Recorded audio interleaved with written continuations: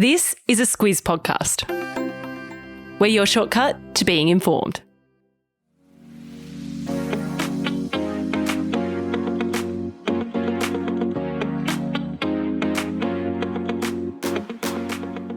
Happy weekend and welcome to a quick Squiz Quiz of the election campaign so far. We're filling in for weekly wrap while we're on a couple of public holiday weekends over the next couple of weeks. So you've got me, rather than a wrap of the week's events, we've got a quiz of the campaign's events instead. And we've got 10 questions for you to test your knowledge of everything that's happened so far, from the very serious to the very, very silly parts of running for office. Joining me is quiz regular / maybe prisoner at this point, Claire Kimball. Hello, Claire. Prisoners, look, given I lost last time, I will try and pretend like I'm a very reluctant participant in this, but actually I'm really looking forward to it. And a new voice to News Club, but she'll be familiar to Squiz Today listeners, of course. Larissa Huntington, our morning editor and host of the Monday Squiz Today episodes. Hello, Larissa. Hello, guys. You're back. You've come back. For those that have not listened to the Squiz Quiz of the Month on the Squiz Today feed, first of all, you should go check those out. We do them for each month, but you had a crack at the February one. Came out just a tiny bit short, but you're back for another go. Competitive. I did. You're being Yeah. very diplomatic. Honestly, I could say that I'm back to exact my revenge on Claire, but let's be real, this is politics, and I'm really more likely to be an Easter lamb to the slaughter. I'm sure you'll do well. You did very well last time, and I'm sure you'll do well again. Of course, at home, for your information, it's slightly different to normal. So we've got just the regular 10 questions. No gauntlet, no funny business. 2 rounds of 5 questions each to see how well you can remember everything that's happened so far. So you can score a maximum of 10 points, 1 point per question. It should be very straightforward. We ready to get underway? Let's do it. Let's do it.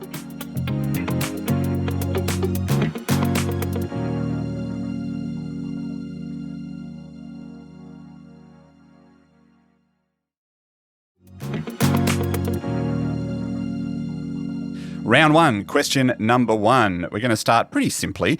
Both major parties, the Labor and the Coalition, have official election slogans for this campaign. I'm not going to tell you what they are just yet in case you can't remember, but which of the 2 slogans is longer? So in terms of words and characters, I did go back and count. Okay, weirdo. I know, right? That was a very weird part of this morning, copying and pasting each one. Wow. Into and Word. doing a little word count. We're doing a little word count on the 2 slogans and deleting the spaces. So of the 2 major parties' official campaign slogans, which one is longer?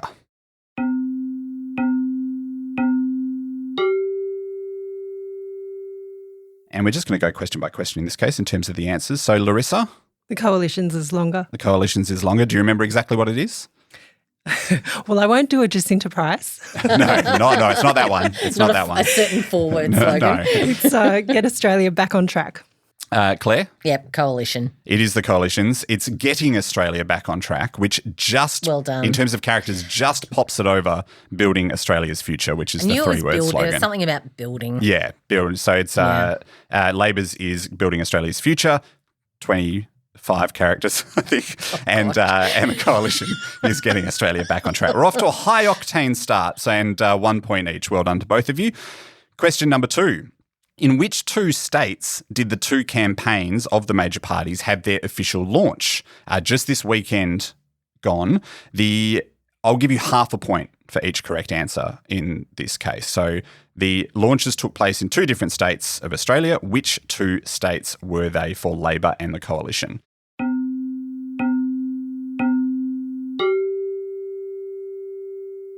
It's funny you say this because, of course, when we did the weekly wrap last weekend, it was a TBC for the Coalition. And ever since then, I've seen the pictures, I've read the coverage, and actually, just to let people into the insight of my thinking in the shower this morning, I wonder where the Coalition did actually have there. Yeah. Yeah. I had the same question, which led me to write this. We'll start with you then, Claire. What did the shower tell you?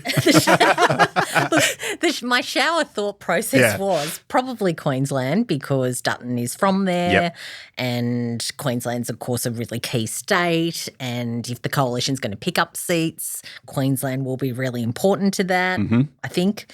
So Coalition, Queensland, ALP, I've gone for Western Australia. Larissa? Claire's right with Labor in WA, but the coalition was New South Wales. It was New South Wales, yeah. I think they put it together quite quickly, probably because of the way the campaign was delayed. And I think there were only about 250.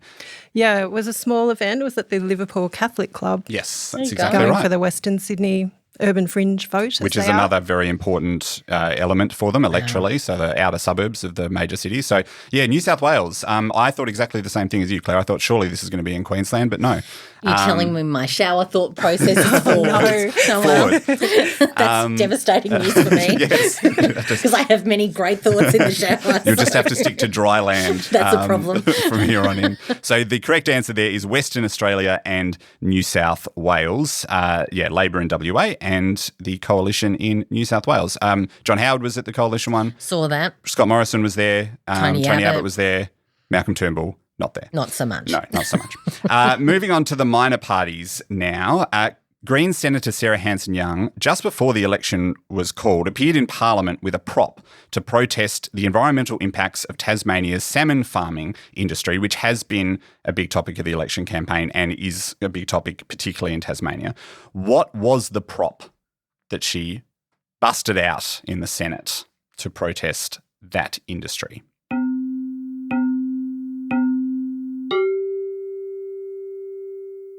Well, I think the answer's in the question, isn't it? The answer is in the question, Claire. What is it? It's a salmon. It's a salmon. Big stinky fish. Larissa? Yeah, it's a salmon. Yeah. A dead salmon, just to it clarify. Now a live Imagine a salmon. live salmon. Wow. Waving it around. I imagine there's a trolley and a tank involved with that. Yeah, that would be, and then you've got a meal for afterwards as well if you want, Why not? appropriate for Easter. Yes, it was a dead salmon. It was wrapped in plastic. I have not seen reports as to the pungency, if that's a word, of the salmon in the chamber, but she was quickly told to get rid of that. Can't have props. You can't have props in It's not the a Senate. visual format. No, it's not. It did make for a very good visual, though, of her holding up the salmon. Even still, As- yeah. It sort of had a Renaissance painting element to it, some of the, some of the photos Random still life or something. around that. So the correct answer there is a dead salmon wrapped in plastic. Obviously, if you just had salmon, that is fine. Question number 4. Peter Dutton came in for a little bit of stick from the government side after saying that if he was elected, he would live in Kirribilli in Sydney rather than Canberra, upsetting dozens of public servants. Millions of Australians. Yeah, exactly. Were outraged. Can't stop talking It's about still it. in the headlines now. Yeah. On which radio show did he make that comment?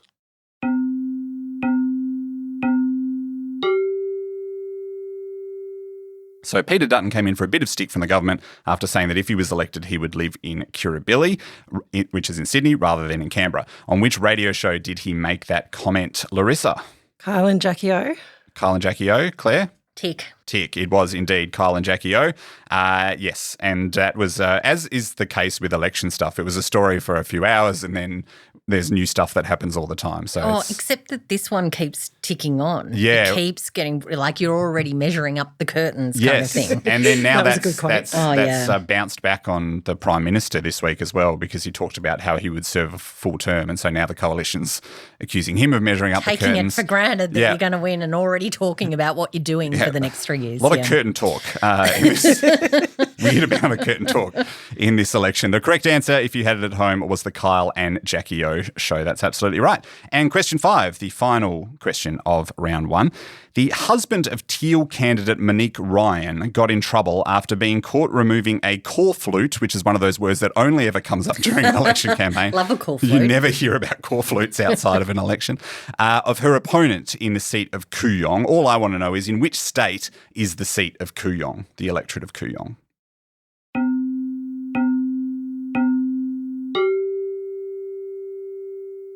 So easy. Or is it? You never know. This is the thing I learned doing trivia. One person's easy as another person's difficult. Claire, where is it? Where's Kooyong? Victoria. Victoria, Larissa. Yeah, Victoria. It is Victoria, absolutely right. So, yes, he got into a little bit of trouble for removing that corflute. You're not allowed to do that. And it was apparently in an appropriate spot in Kooyong. Kooyong was the seat that Josh Frydenberg used to hold, Yep. of course, the coalition treasurer from the last government, and it's one of those seats very, very much to watch. this Huge election. seat to watch at this election. Monique Ryan would probably be among, if not the most high profile of the so-called teal candidates, I think. And it's a big seat. Josh Frydenberg, of course, was going to be the next leader, wasn't he, Claire? So they say. So they say. And then not so much. So at the end of round 1, you should have a score out of 5. And by my count, Larissa has a perfect score of 5. Claire, 4.5. 4.5. Due to the coalition's launch something about a shower. Should we just round that up to 5? No, I'm very, you know me, I'm a harsh taskmaster. That's fine. Brutal, I think I called you last round. That's right. You did. It's a hard job. That's right. And then you tried to sneak a point as we were telling I told it you, up. I'm going to do what I'm going to do against you. All right, let's move on to round 2, and we'll start with question 6. Clive Palmer's newish party, depending on who you ask, Trumpet of Patriots, is also a part of this election campaign. What colour is prominent in all of its advertising material?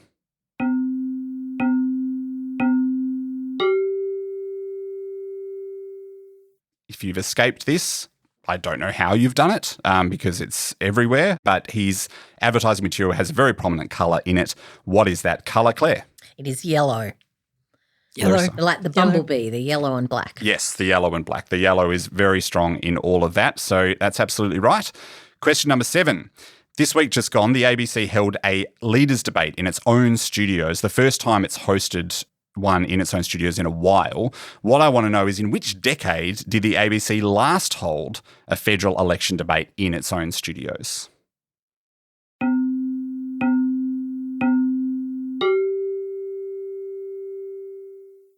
So the last time the ABC held an election debate in its own studios, they've often hosted them sort of via the press club, haven't they? Or sometimes they're in the mix. They're in the mix, but they've largely been on the commercial networks over time. The last time was when? Larissa, I might go to you first.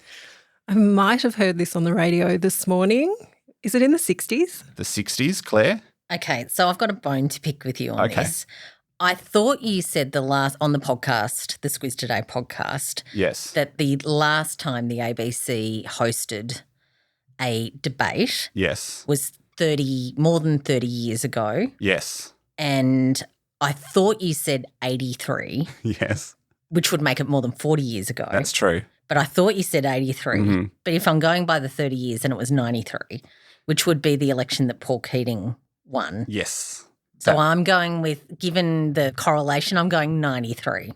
You never listen to me closely. It is the 1990s. That's absolutely right. It's the 1993. There we go. 1993 Paul Keating, John Hewson election debate. That's the fight back election. The one for the true believers. The one for the true believers. And that was hosted by Kerry O'Brien. And I was actually reading a Crikey piece from over 20 years ago about this. And they said that apparently because the coalition was upset with the way that Kerry O'Brien managed that debate, that's actually been part of the reason that the ABC hasn't managed to get one grudge since. So whether that's true or not, don't know. That's a story from 24 years ago. So fun fact, Tony Abbott would have been John Hewson's press secretary in those days for that election. Very good. That is excellent. There's some extra info for you. Who says you don't learn anything? Didn't need it.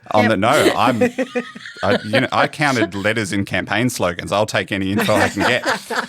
That is absolutely right. So Claire, you get the point there, and by my count, have taken a half-point lead as a result, 6.5 to 6. And we move on to question 8. Which influencer / media personality was in the news over the early weeks of their campaign due to questions about her interviewing Prime Minister Anthony Albanese and Greens leader Adam Bant on her podcast and the associated social media posts to do with that?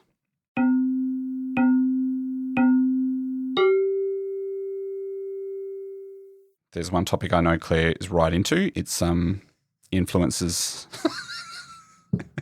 Can't stop talking about them. She's just always going on about them in the office. You should be here to hear about it. Full bottle. Larissa. Abby Chatfield.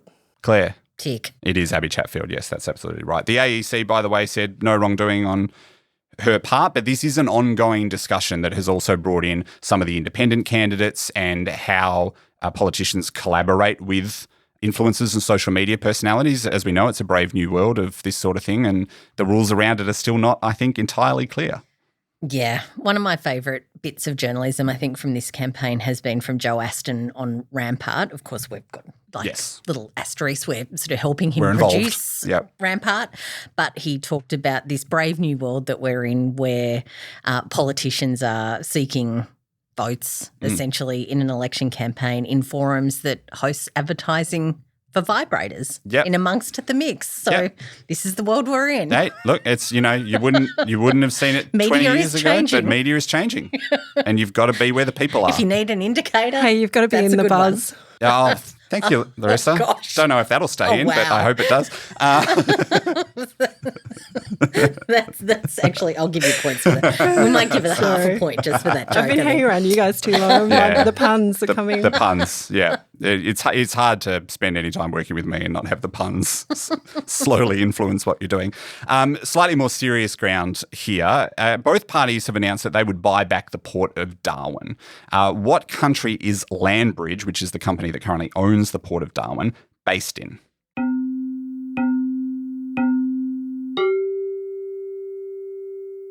So both parties have announced that they would buy back the port of Darwin. Which country is Landbridge, which is the company that owns the port of Darwin, based in? Claire? Hasn't this been a talking point, not just this campaign, but for a years long now? time, yeah. China. Larissa? China. Yep, it is absolutely China. Well done to both of you on that one. And that is, I think, a live issue even as we record this, and no doubt will be through the rest of the campaign as well, because I don't think Landbridge is particularly keen on selling it either. So that'll be an ongoing thing. And finally, question 10. So this could make or break the whole thing because Claire has a half-point lead. Thankfully, I don't have to write a tiebreaker on the fly because there's no way it can be a tie. So I'm happy. In the most recent week of the campaign, the Coalition released a diss track, which for those of you that are unfamiliar is generally a rap song that is critical of someone else. You might remember these from the Kendrick Lamar-Drake feud. I'm going to read you most of a lyric from this diss track, and I need you to finish that lyric. So, the money, I'm not going to rap it for about 3 or 4 reasons. Come on. Come on, Andrew. I was There's no up. chance. This comes with so much promise. No Let's chance. do it. The money we're buying on groceries, I just want to buy some what?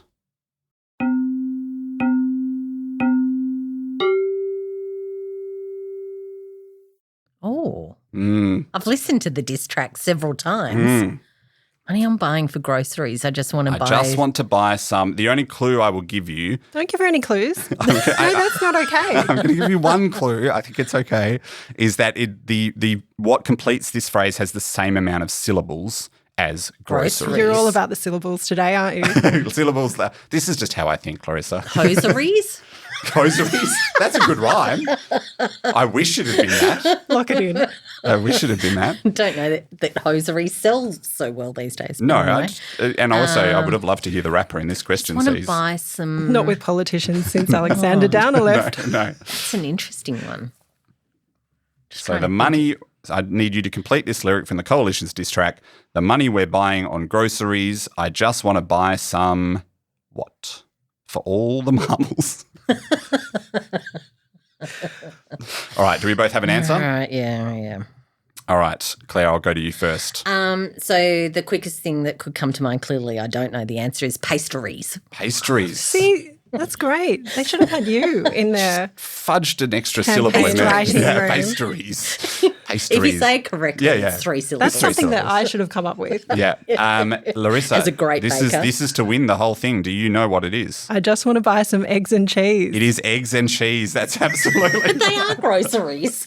No, yeah. So the money we're buying on they say, groceries, I got just want to buy some eggs and cheese. And apparently they cost $100. That was if you're buying a certain amount of eggs and cheese, according to the diss track. If you can find the eggs. If you can find the eggs. If they're you very want to rare. go to SoundCloud and look for that track, you will find some excellent comedy value in the comments. Yes. It is definitely a place to go. And probably my favourite bit about the diss track was that they actually rap the Electoral Act disclaimer at the end of it as well. Oh, that's hilarious. Yeah. Which is I didn't really stick around that I'll long. listen just for that. And the great thing about SoundCloud, if it's not a platform you use, is that the comments are tied to a spot in the track specifically. So that you can actually go through the track and see when Right. Is that someone has right? commented a particular thing Gotcha. and what they're referring to. So that's worth doing as well. And that means that, Larissa, you've taken out the win thanks to a coalition diss track. On the last, I told you it would be the serious and the silly. Yeah. And we definitely covered both over the course of It's been a stumbling block for all sorts of reasons, Yes. the diss tracks. So here we are. So here we are. Larissa, very well done. By my count, that gives you a score of 9. Is Yep. that right? 9. You She's haven't 9 counted? because I'm 8.5. Quizmaster, you're Yeah. keeping track. Yes. Good, I had it right. That gives you a score of 9. Claire, 8.5. Let us know what you got at home. And we'd always love to hear from you. So you can email us at hello@thesquiz.com.au. What did you get out of 10? If you'd like anything, we're going to do this again next week. So if you'd like any themes or questions to be brought out, feel free to let me know and we can test our contestants once again. And we'll cover, everything that happens over the next week. Although I don't know how much stuff will happen over the next week because it's mostly a long weekend. But we'll see. We'll see. Be back. The news moves on. We will be back. Thank you very much for listening. Don't forget to head over to the Squiz Today channel and check out our longer quiz episodes that cover all of the news over the course of the month. You can check out the Squiz Quiz of March, which for my money is the most exciting one we've ever done. And well, It's pretty good. no, just because it was it was a tiebreaker. Wow. We had a Not because of tiebreaker. that. It was down to the wire. I had to improvise a tense. tiebreaker. I'm taking that very personally. Okay. Claire may not be back next week, but I will be. So please tune in to the News Club channel for the Squiz Quiz of the election, and thank you so much for listening.